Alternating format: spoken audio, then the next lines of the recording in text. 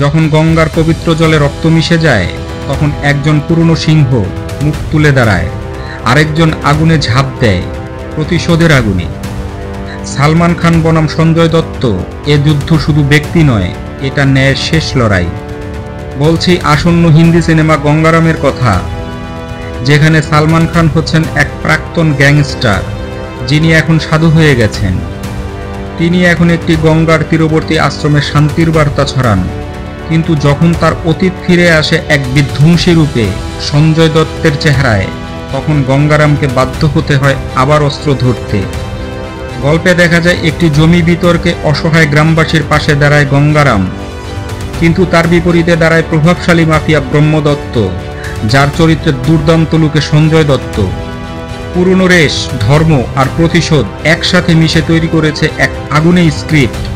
গঙ্গারামের আশ্রমই হয়ে ওঠে যুদ্ধক্ষেত্র, আর শুরু হয় এক ঐতিহাসিক সংঘর্ষ যেখানে ন্যায় আর অন্যায় মুখোমুখি দাঁড়ায়।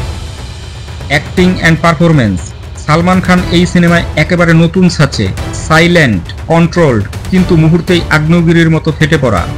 সঞ্জয় দত্ত যেন পুরোদমে কামব্যাক করেছেন, চোখের দৃষ্টিতেই হুমকি ছড়িয়ে দেন। পাশাপাশি রয়েছেন হিমানি শিবপুরী, যিনি মাদারলির রোলে মন ছুঁয়ে যাবেন। ক্যামিউতে দেখা যেতে পারে সাই পল্লবীকেও একটি ইমোশনাল দৃশ্যে। ডিরেকশন অ্যান্ড টেকনিক্যাল সাইড, পরিচালক অতুল অগ্নিহোত্রী পুরো সিনেমাটিকে গেঁথেছেন এক পবিত্র কিন্তু ভয়ঙ্কর দ্বন্দ্বে। সিনেমার ভিজুয়ালস, গঙ্গার ধারে সানসেট, অ্যাকশন সিকোয়েন্স সবই যেন একটি পোস্টার। ডপের কাজ সত্যিই প্রশংসনীয়।